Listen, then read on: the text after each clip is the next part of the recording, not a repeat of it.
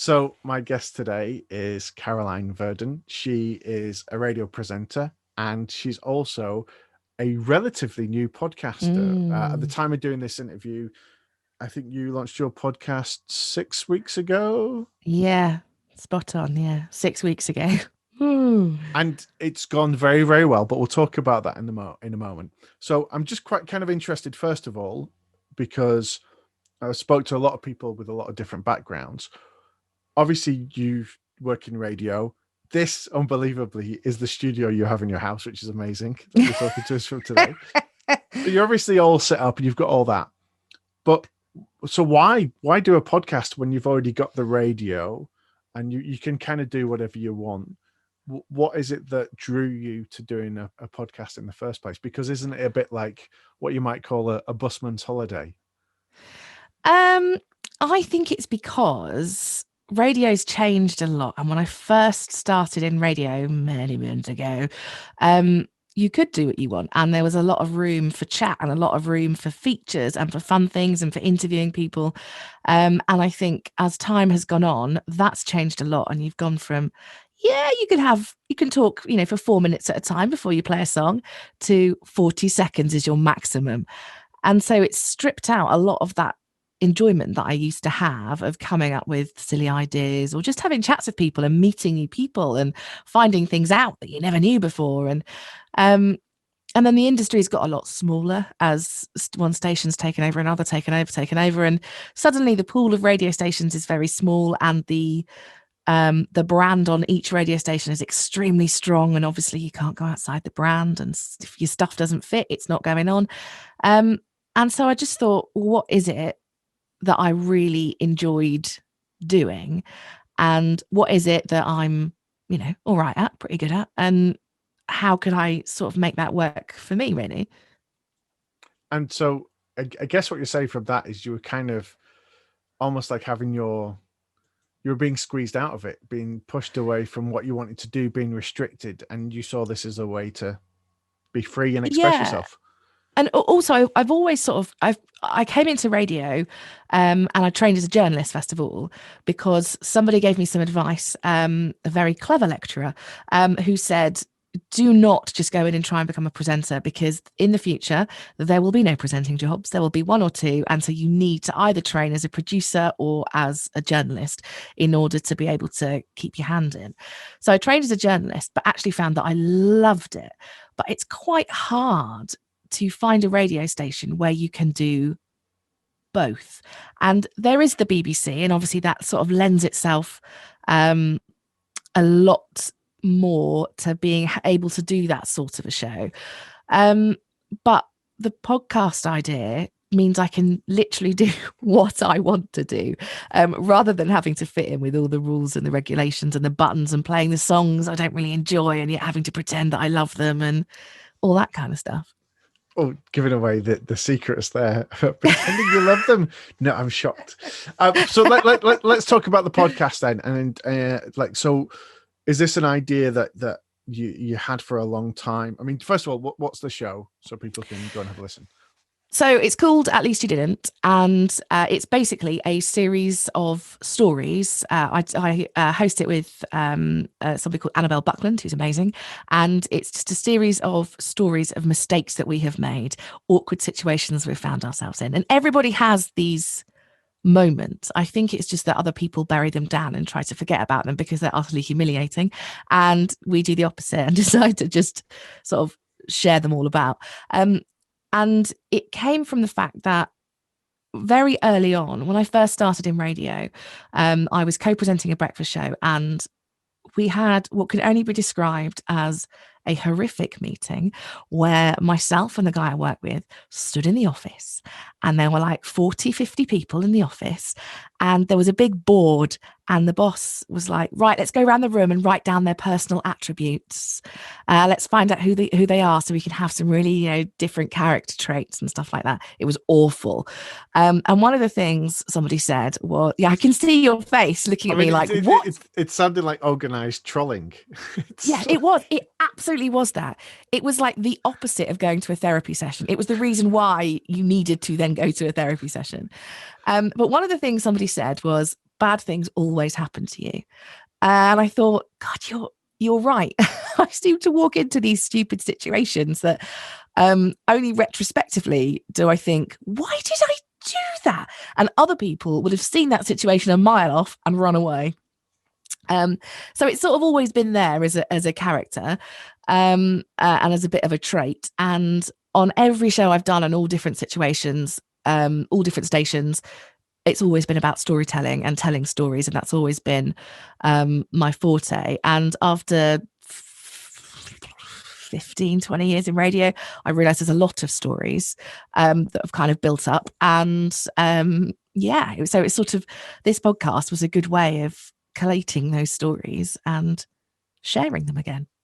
What I really like about this, what's really interesting for me, just having a step back and looking at it, is there's a lot of people face that barrier of, I really want to make a podcast, but I don't know what to make it about. And some of the advice that comes back, which is good, reasonable advice, is, well, what are you good at? What do you enjoy? Whereas you've built a podcast about things that you're bad at and have been really humiliated by, and it kind of goes against that kind of, but it's brilliant, and it works, and I suppose what you really need for that is a kind of supreme confidence, because it's one thing to tell your best friend about it, it's one thing to tell that story down the pub, but when you're going and putting it out there to the world, is that a braver thing? Is that an easier thing? Do you even think about how many people might potentially listen to it, or come and find you and point a finger? No, never. Like, I never think that anyone's listening, and I think that's key. Or else I'm sure he wouldn't say half the things. But I think the thing is, especially with social media these days, we only ever see these perfect people who live these perfect lives where everything is amazing and their whole lives could just be something from Pinterest, and it's just wonderful and beautiful. And life isn't like that, and we all know that. Life is full of mistakes and mishaps and embarrassments, and people don't talk about them, and I don't know why they don't, because they're really funny.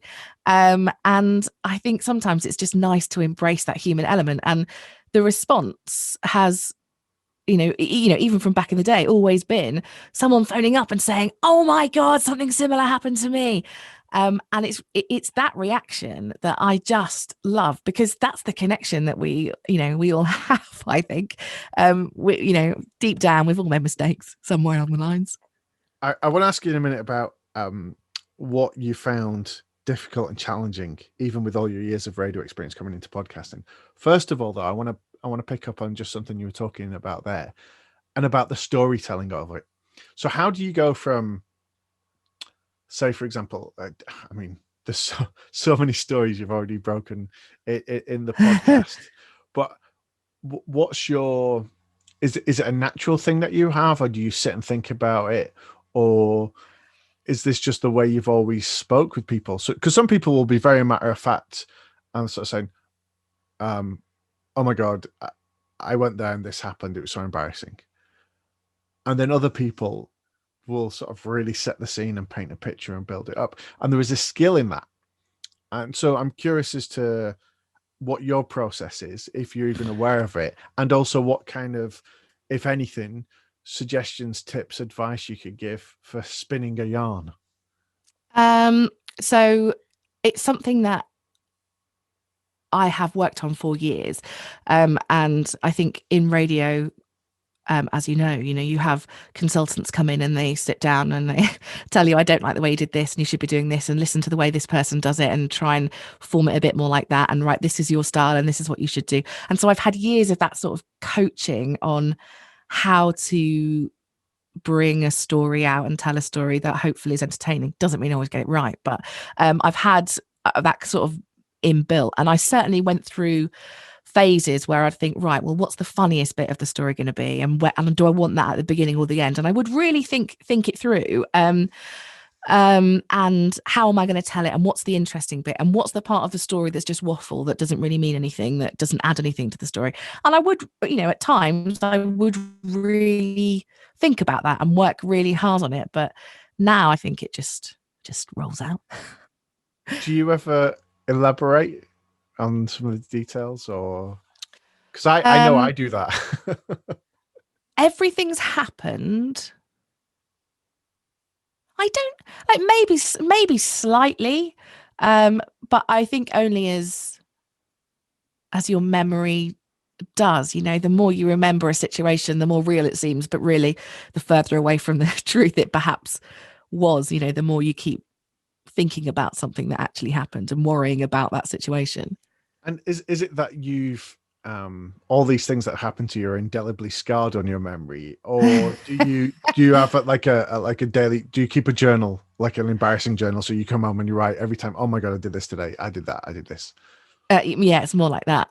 So I've just got a note on my phone, and every single time something humiliating happens, I think I must write that down. And I think it's been like a little bonus of it throughout the years working in radio, is that something bad would happen, and most people would say, "Oh my God, that's humiliating. Let's never talk about it again." And I'd say, "Oh, there's an hour of tomorrow's show done." And so it's just that I would just write down something terrible that had happened that day. Right, remember that. You can talk about that tomorrow. Remember that. You can talk about that tomorrow. So you mentioned kind of therapy earlier. When you Mm. talk about it, does that make it less embarrassing? Does it make it easier for you to kind of, or is it that the fact that when you were doing the radio show, people would contact you and say that happened to me, so you feel a little less embarrassed by the whole situation? A bit of both, really, I think. Um, a bit of both. Definitely there. I mean, there is. I think I I'm quite comfortable with myself. I'm quite comfortable with, um, you know, the mistakes that I've made. I'm not, I don't feel like I might feel embarrassed or like I can't believe I did that, but I'm quite happy to laugh at myself, and I don't mind that. I don't mind other people doing the same. I'm comfortable. I feel happy with everything and who I am and all the rest of it. So, um, yeah, I think it's a bit of both. Yeah, there is a little bit of embarrassment there, but yeah, people's feedback when people can connect to it makes it sort of worthwhile. Now, even though you set up and said like you make mistake, you do these kinds of things all the time, the one worry for people is like, what am I going to do it about? And then have I got enough to talk about more than one show, more than 5 shows, more than 10 shows?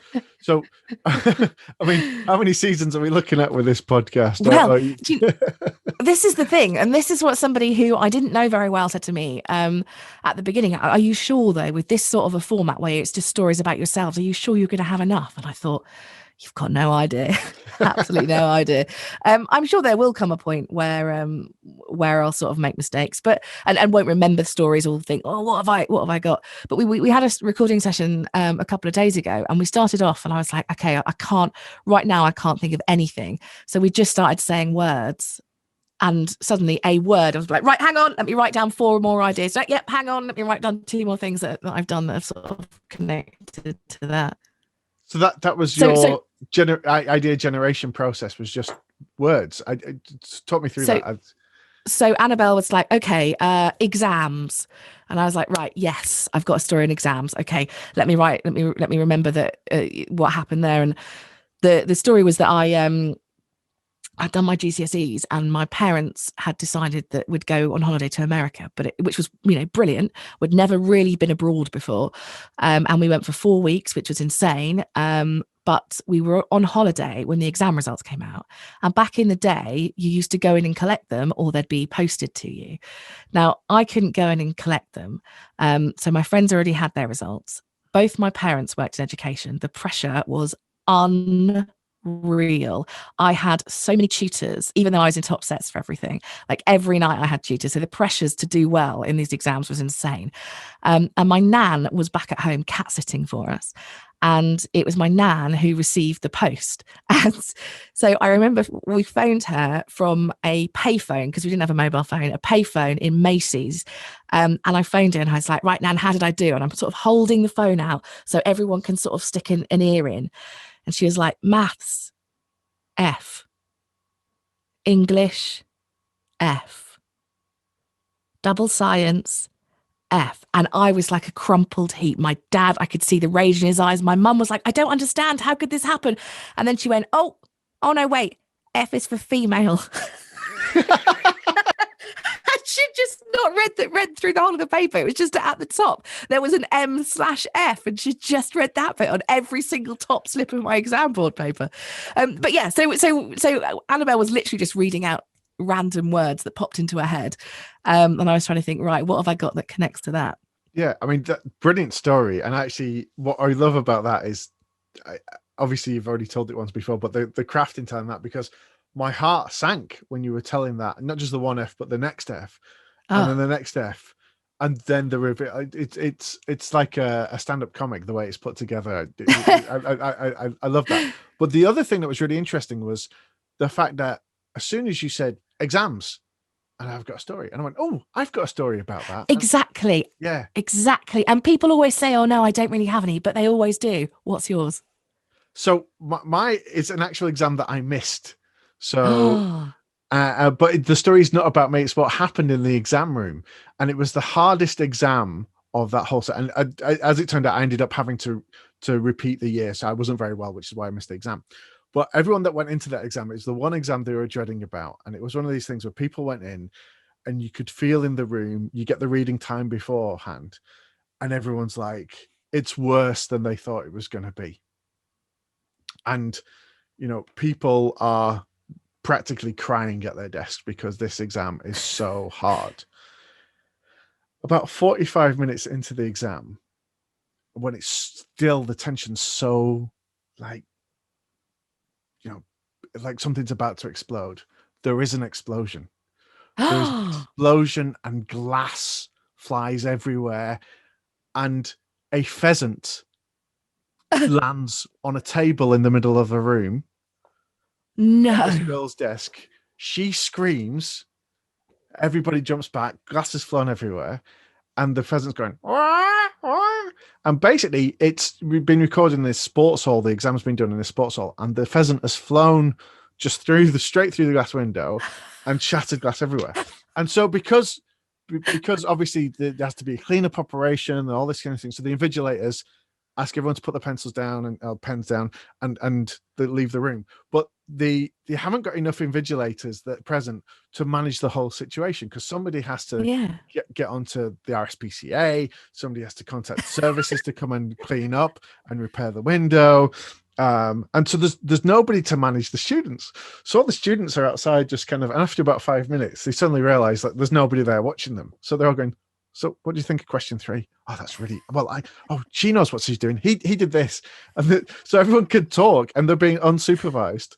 But my friend who told me the story, Marvin, he went back in, and he still didn't have a clue what he was doing, even though they'd all been talking about it. Oh, So instead, what he did was, for the exam, for his answers, he basically wrote a story of what happened and how it traumatized him, and drew a picture with a diagram of how the pheasant flew through the window, where his desk was. A bit like if you've ever had to do an insurance claim after a road accident, it's just with all these diagrams. See here. I basically says, I'm just too traumatized. I cannot perform well. And and he ended up, he passed the exam because everyone was given an uplift because of what. amazing. Amazing. But that story was obviously there, and it was in me, but consciously it wasn't there. Yeah. So And I mean, the thing is, do you have a list of random words that you come from, or is that just the relationship that you've got with Annabelle? no, it's just, well, I used to do it on a breakfast show where listeners would phone in and say a random word, and it would be like, right, let's see if you've got a story on this, and they'd come up with all sorts of obscure things. So I would never know what was coming, and it was just right, okay, and they'd sort of say whatever the word was, and I'd have the ad break to think about it, and then would come back after the ad break, so sort of 3.5 minutes later, and see if I had a tail on it, and 9 times out of 10 I did. So yeah, I think Where did you learn this? I don't know. I don't know. I don't know. Sorry, I can't I help. mean, no. I mean, to be honest, that's not as important as the actual tool itself. It's brilliant, and I'm really glad that not only have you shared that with us, but I've had a chance to experience it for myself. Yeah, I'm just It's gonna. and that's exactly how it works. You say, and then my mind was already going when you were talking. Oh, actually, that reminds me of something else, and it's that sort of playing off each other that you can realize that you've actually got a whole plethora of stories to tell. Everybody has a story to tell. Amazing, amazing. So I mean, that makes everything worthwhile. Just that one factor of this. This is the best bit. This is going to be the highlights of this particular chat. The question I want to ask you though is, from your background, as you said, you trained as a journalist. You've got a lot of years' experience working in radio. You've done all sorts of shows, all sorts of stations, and then you've come into podcasting. Now, did you come into it and kind of go, well, this is easy. It's just another microphone. Did you come into it and go, I have no fear about the sound of my voice? Did you, I mean, so I'm assuming that you came in and there were some things that you didn't worry about, but I'm interested in what frightened you, what put you off, how long it took you from having the thought, I'm going to make a podcast, to making the podcast. So I love audio. And I knew I wanted to be working in audio, but because my background has always been working for like radio stations, I've always had a company behind me. I've always had a company backing me. And of course that works the opposite way, because you also have a company saying, I'm sorry, that's the end of your contract. So but when you start out upon something, you at least feel supported that, yes, there's someone there going, you can do it. Yes, you've got this. Brilliant. I've hired you for this reason. You're going to be great. So it was terrifying going at it alone because there was nobody doing that. And equally, it was terrifying because whilst part of my brain was saying to me, look, you've worked for all these radio stations, you have been employed to tell stories, and those radio stations have been successful. Therefore, you definitely have it in you. The much larger part of my brain was going, this is going to be terrible. And whilst I felt completely comfortable in being able to craft a piece of audio that I thought other people might like, to what extent, I don't know, 3 or 4 people didn't matter. I just felt like a couple of people might like it. All the rest of it was terrifying.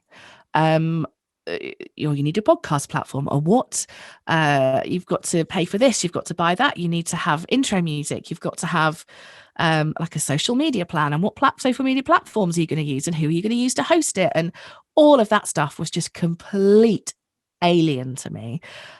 So I did spend a lot of time researching and picking people's brains and trying to get my head round how on earth that worked. And even to the point that we had decided what we were going to do, we'd come up with the name, we had recorded a load of what we thought were going to be our episodes, and we thought we had about 6 or 7 episodes in the bag.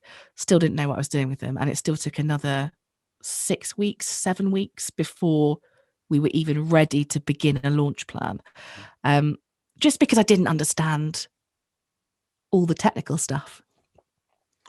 What were the questions? One of the things I see, and my perception of it is that people, when they're starting out, they ask lots of great questions, but they ask lots of questions that they don't need the answers to at this stage, and it slows them down. Was that your experience? Yeah, maybe. I mean, I asked everything, I think, from everyone. So, things like, well, who do I choose for a host? And obviously everyone's got different opinions, so that doesn't really help all that much. And what does this mean? And how do I go about choosing it? And how important is the name? And what colors should I use for my artwork? And what do you mean the artwork has to be a specific size? How do I go and make artwork of a certain size? What's Canva? How do I upload a piece of artwork? At what point does something need to be given an explicit rating? I mean, I asked you 95% of these questions. So yeah, I think it probably did hold me back, maybe, but I don't like being in a muddle. I like feeling like I understand things. So I know everybody says, just release the podcast. But my advice would not be that. My advice would be, don't release it too soon. And I'm glad we took our time, because we changed the format based on what we'd learned about what people were saying. And we changed things, like it was how often to release the episodes.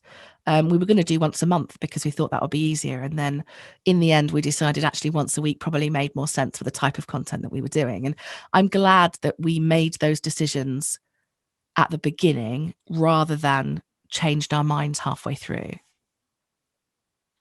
And what's been the experience so far? Obviously, it's still fairly new, but Yeah. from a lot of what we've talked about so far has been up until the point of releasing the show. Mm, And the show's done very well, and I'm really excited for it, and I'm really pleased to see how well it has done. thank you.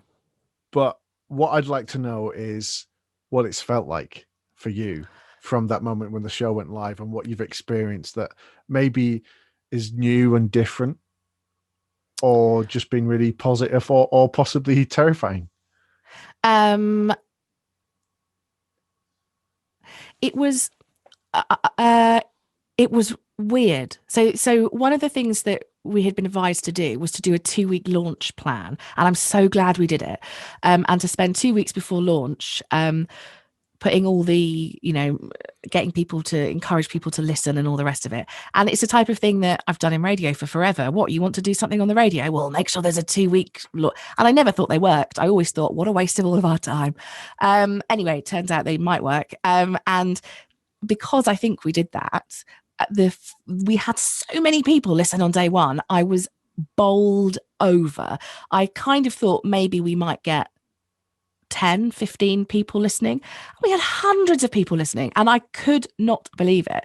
And that's the thing that has really surprised me. But also, we've had some really lovely feedback, and you expect nice feedback from your friends because that's why they're your friends.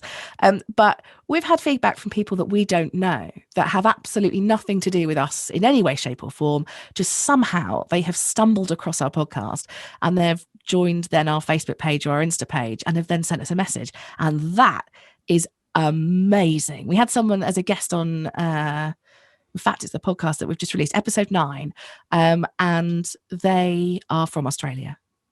What is going on? They are literally the other side of the world, and they are listening to our podcast. That is mind blowing. Like, not just listening, but actually wanted to be a part of it and shared a story with us. And that feels amazing. Really amazing. Is that something that surpasses things that you've experienced in radio? I suppose with radio, you're very localized with your content. Yeah, but also I think with radio, there's a huge team behind everything. So all those questions on how are we going to get found? Are we going to make sure the right people are listening? How are we going to advertise this? All of that kind of background stuff that goes into a show, which is so important, is done by a million other people. And this time, it was predominantly done by 2 of us. And so to really be able to feel like we own this, and this is we've taken advice from everyone, but this ultimately, it's our decision, and we have designed this and come up with this, and that surpasses. To know that it's your own work and other people are enjoying it is amazing. Yeah, this is one of my favorite things to remind people actually when they're doing it, is that you got to remember, you're not just the host, you're the producer, you're also the Yeah. CEO of the company that Yeah. that puts that out. And so the only person that you need to ever ask permission from is you. If you Yeah. want to do, and I think that the problem though with that is, very rarely do we get that in our lives. Really, when you think about it, there's Yeah. very few people in life that have carte blanche to do what they want, whether they're they're running some kind of dictatorship, or they've made a lot of money on Bitcoin. Those are the kind of the people that have that. And so with this, it is a wonderful space to explore. And for some people, that's going to be their dreams and their desires and their passions. For other people, it's going to be the things that they've done really badly in the past. Yeah, Caroline, Yeah. Thanks so much for spending some time chatting to me about it. It's really great to just spend a little bit of time learning about that. But I mean, for if nothing else, that little technique, that little method for generating ideas is so valuable, and I love it so much. You're welcome. Yeah, I use it all the time, every day. It's yeah. Trademark that. Trademark that. You know. I'm not sure I can afford to. So one more time, if people want to listen to the show and follow it on social media, get in touch with you, what is the best way, simplest way? Where would you like people to go to? So you can find us on Instagram and on Facebook at least you didn't, and it's the same for the old podcast. Brilliant. Thanks very much. Thank you for having me.